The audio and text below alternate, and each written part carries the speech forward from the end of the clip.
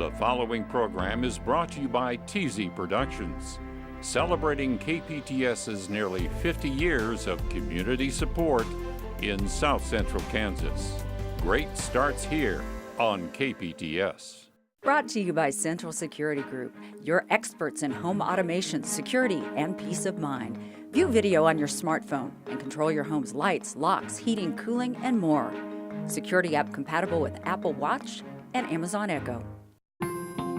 Program support provided by the F. Price Kosman Memorial Trust, Entrust Bank trustee, bringing you the Kansas Wild Edge segments on Positively Kansas.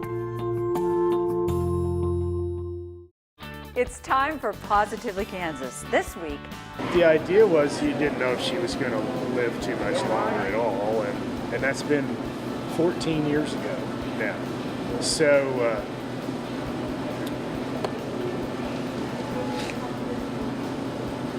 this had a lot to do with that. this is no mere horseplay taking place in this barn in Hutchinson. People of all ages are getting a new lease on life through the simple joy and challenge of horseback riding. Here's some of their stories coming up. Also, and I don't know how to explain it, but it's gonna be magical. for this Kansas woman, music is the best medicine. A stroke threatened to derail her piano playing, but she refused to let it. Now she can tickle the ivories like nobody's business with just one hand. You also meet this Kansas art teacher who can lift 1,000 pounds. And then in our Wild Edge report, we'll go on a mink hunt. It's a jam-packed half hour of information and inspiration. Positively Kansas starts right now.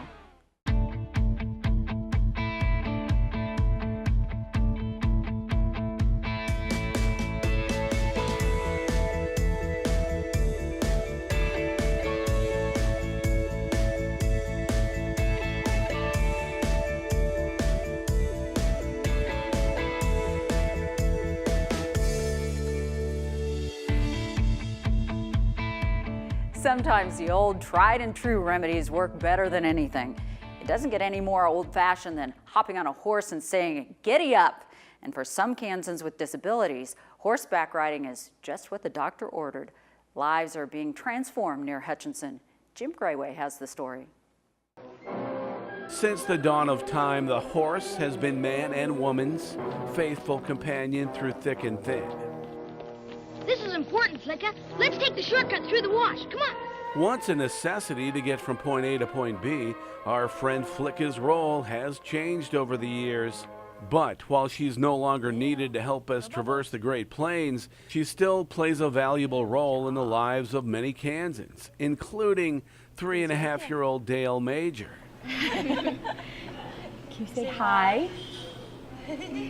Dale is among 200 people, most of them kids, whose lives are being changed by riding horses at Reins of Hope in Hutchinson. He has cerebral palsy and epilepsy, so he doesn't walk very good or talk, and so when he's out here, he's learning how to balance better and be outgoing more. Riders come for weekly sessions under the direction of trained and certified volunteers, such as Andrea Morgan.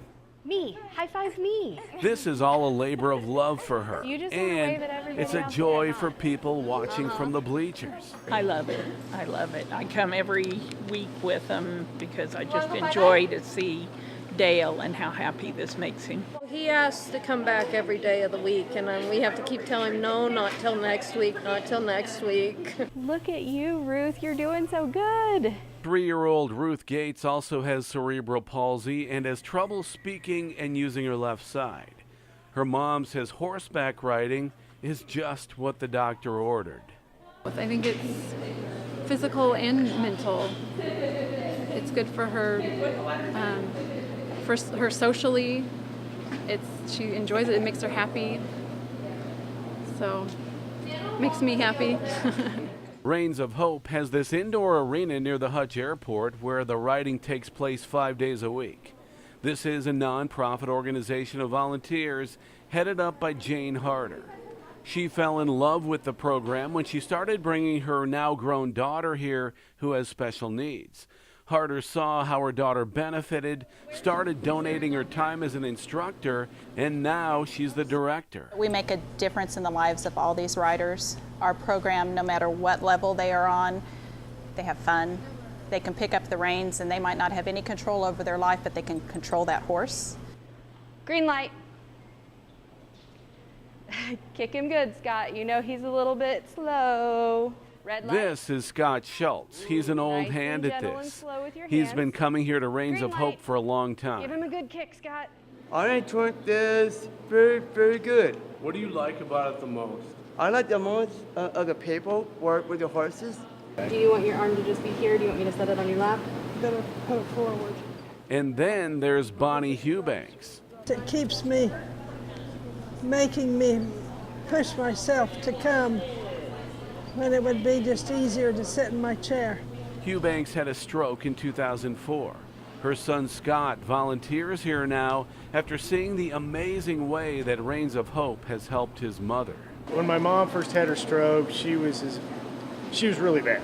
The idea was you didn't know if she was going to live too much longer at all, and that's been 14 years ago now. So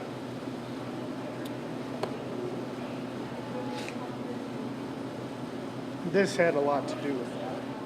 Meanwhile, Bonnie says she also gets joy from watching the other riders, who are in a very different stage of life than she is. I see those children in particular that really cannot walk or have to have a little cart to even stand, and they're just so immobilized they'll get up on that horse and ride by and wave like they're on top of the world. Good feelings and fun are everywhere as lives are made better in this barn tucked away on the edge of Hutchinson. Reins of Hope is a place where hope rains down every day. For Positively Kansas, I'm Jim Grayway. Reins of Hope is always looking for volunteers. You can find out more at reinsofhopehutch.org. If you don't have a pen handy, and forget that address, it's easy enough to Google, you'll find it. Here's another way of dealing with a disability. For decades, a Wichita woman thought suffering a stroke meant never playing the piano again. But thanks to a local music store, she's back at the keyboard and inspiring countless others along the way. Anthony Powell has her story.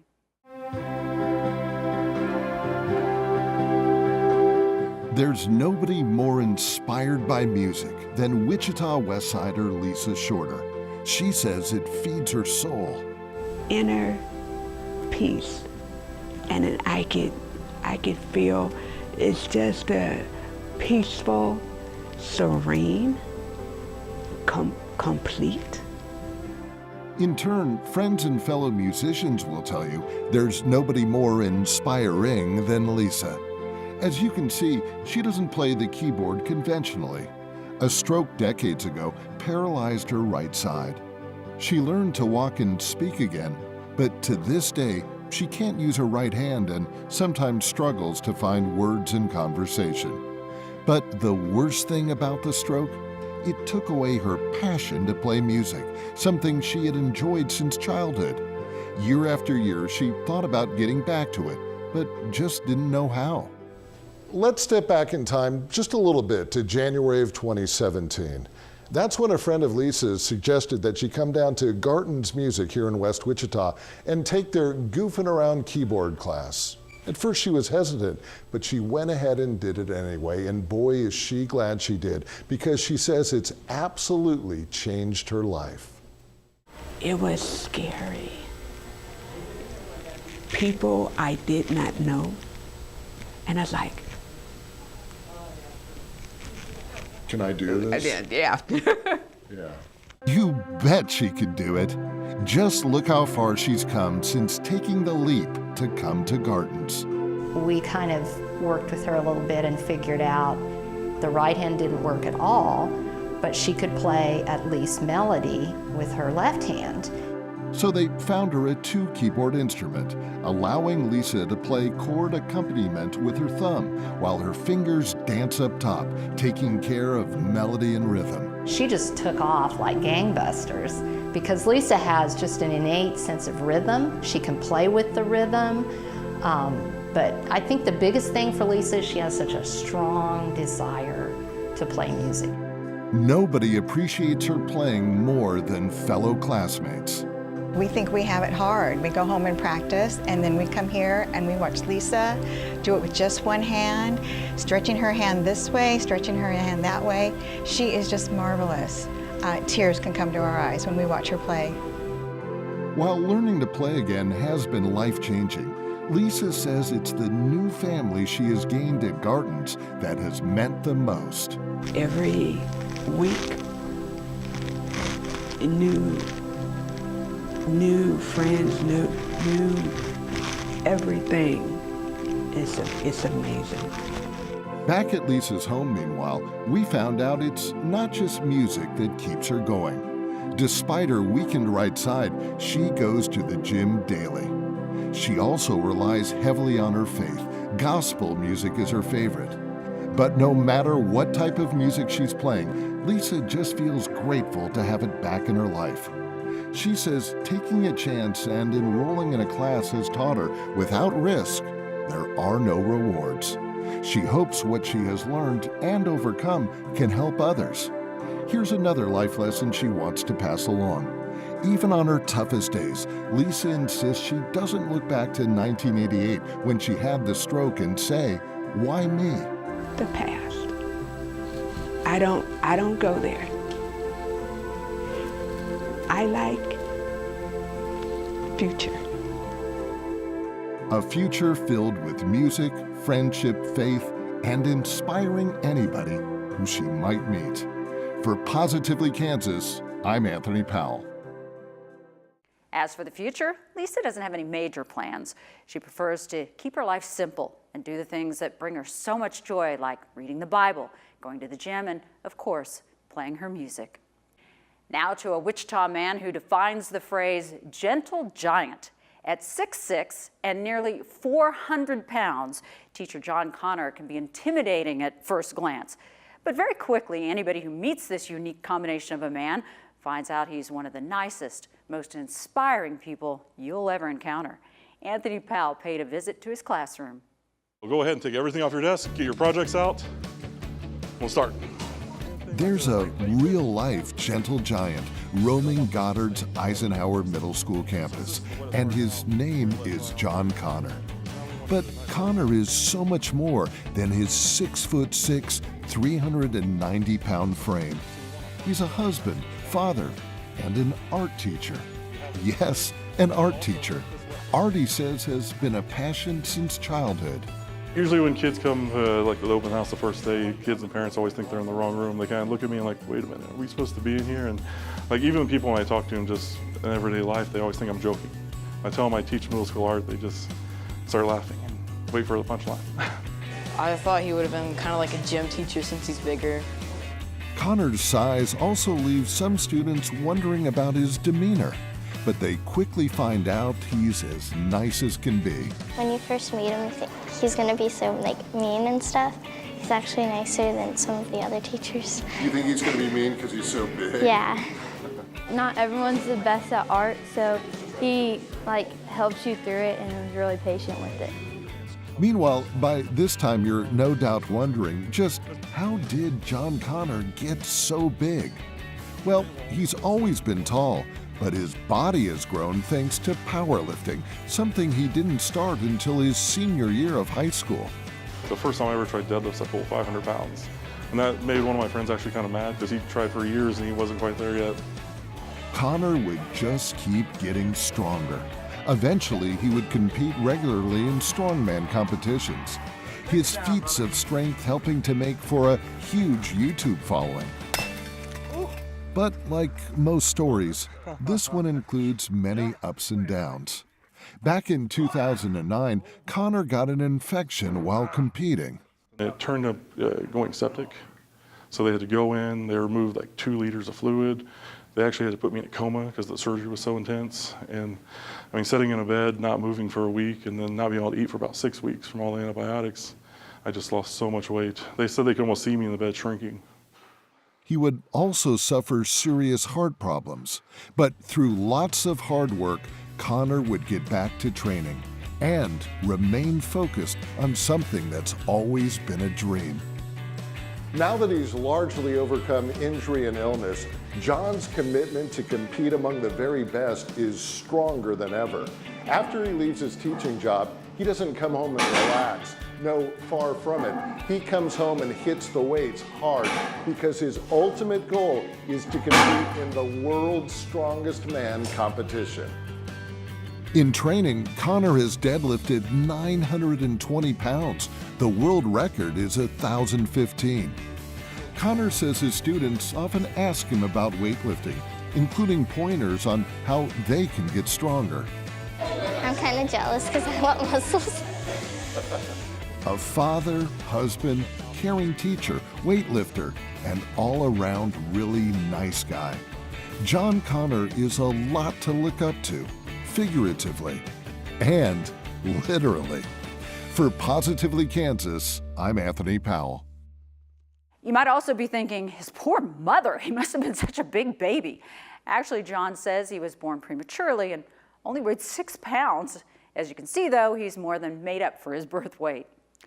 Well, in this week's Kansas Wild Edge report, Mike Blair takes us hunting for some small, rather elusive creatures. Turns out it's a good way to teach kids good hunting skills.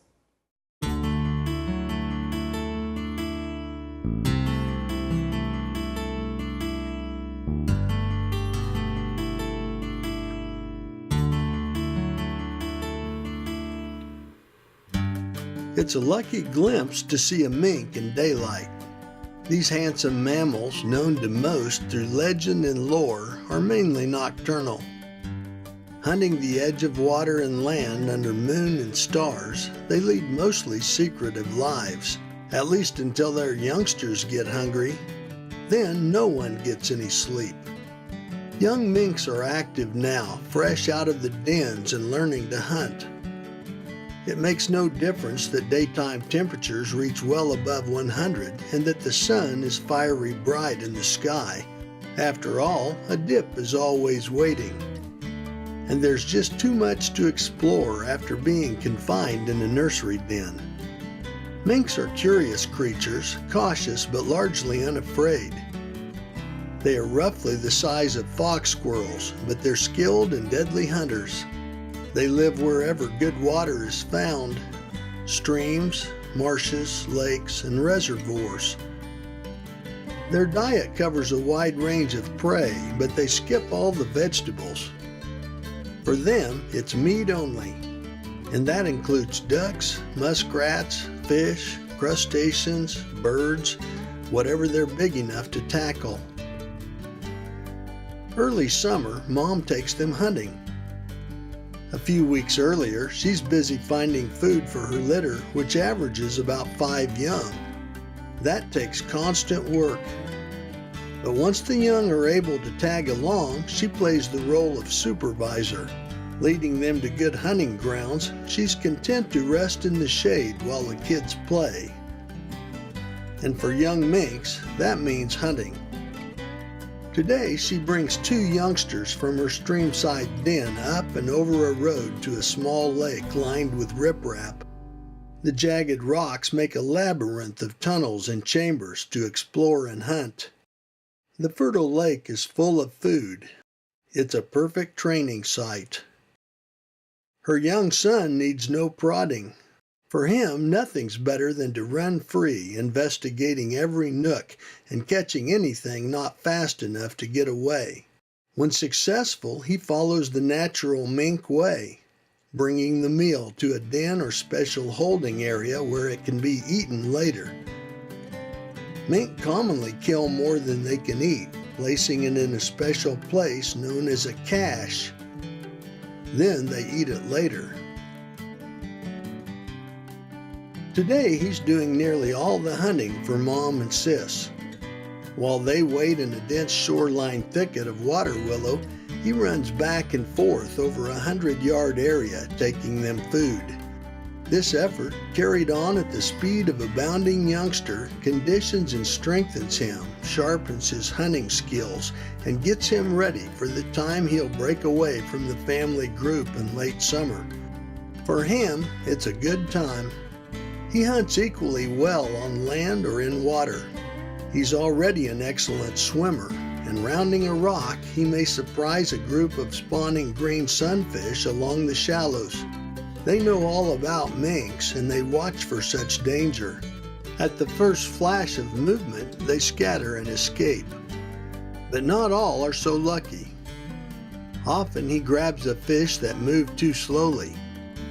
Underwater, only a sudden ripple tells the story. And then it's back to the cache and off to another hunt. Crawdads are a favorite now.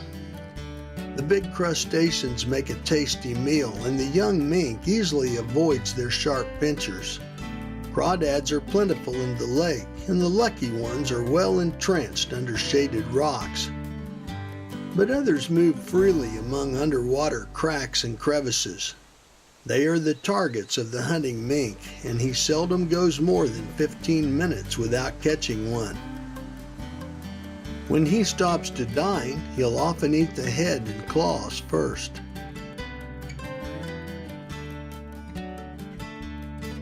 By mid-afternoon, even this enthusiastic hunter needs a nap. Things quiet down along the shoreline as he joins the others in a shaded retreat. But it won't be long until he's at it again, being a mink and loving it. And for us, providing a rare daytime look at these special animals. I'm Mike Blair for Positively Kansas. One of the neatest hidden gems in Wichita is actually a cemetery. Most people don't think, wow, a cemetery is really interesting, but my guest, Barb Myers, definitely thinks that's true, and it's Highland Cemetery that she's really concentrating on. And I want to say, first of all, thank you for joining us and talking about this. This is a really neat subject.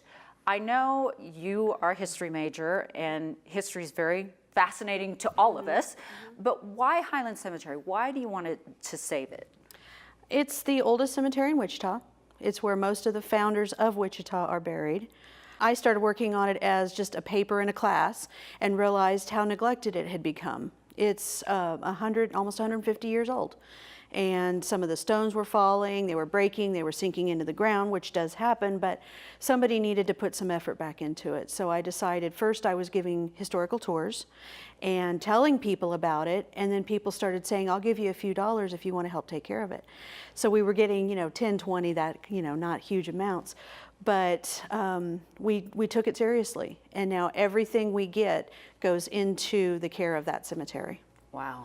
Now, you've been working on this for 4 years now.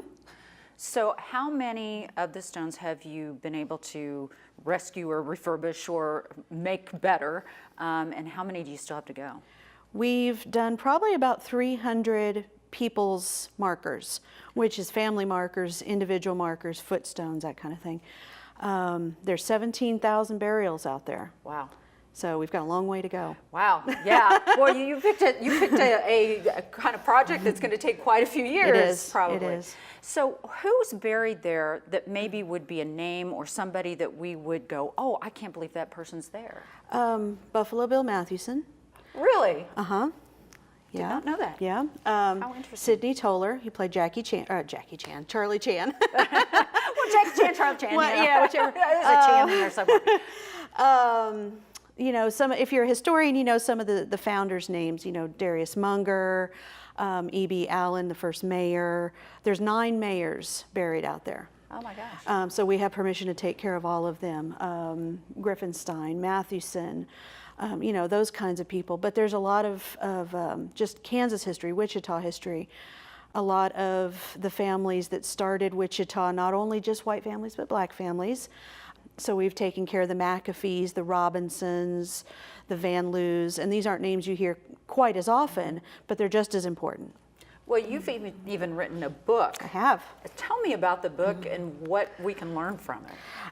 This is a book that shows what we've done as a group, but also the history of Henry Smith and the person who started the cemetery and his family, and also other families that are buried out there.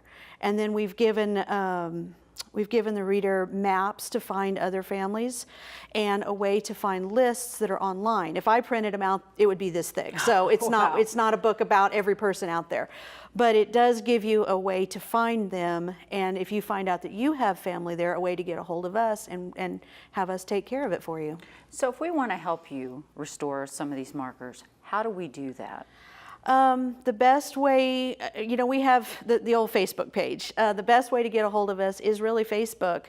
But we have, my address, my information is also in the book. I appreciate personal contact. We always appreciate donations, but what we really, really need is hands. We need people to come out and help us when we have a work day. I post that on Facebook. I say, we're going to be out this weekend. Please come help us. We need people to help us clean and scrub, not just do the heavy work. We've got the tools, we just need people. Yeah, the worker bees are the ones you actually need. And if we want to get a hold of this book, how do we do that? It is a watermark.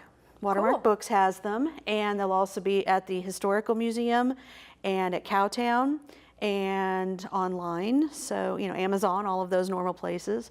And then I have a few copies if you get a hold of me too. Why do you think it's so important to preserve landmarks like this one? Well, I'm a historian, so I'm biased. People always say you learn from your past, you learn from history, but we learn from our mistakes as well as our successes. We have to take care of our history. We have to take care of our families. In this case, we found a lot of families that people didn't know they had. So we get a hold of, Mrs. Smith and say, did you know your great-grandmother is out there? No, she didn't know that. So now she goes out and sees her grandmother. And since we've been doing this in the 4 years that we've been out there, we've seen more flowers, more flags, more decorations. So we know people are out there seeing their family. And, they're taking care of them themselves too. But if you go to downtown Wichita, you know the streets and the buildings are named after people. This is the way to find out who those people were. I love this. Wow, great project. Barb, thank you so much for doing this, because it does make a difference for Wichita. Thank you. Well, that's a wrap for this week. Have a story idea? We always need them. Email them to positivelykansas@kpts.org. I'm Sierra Scott. Thanks for watching. We'll see you next time.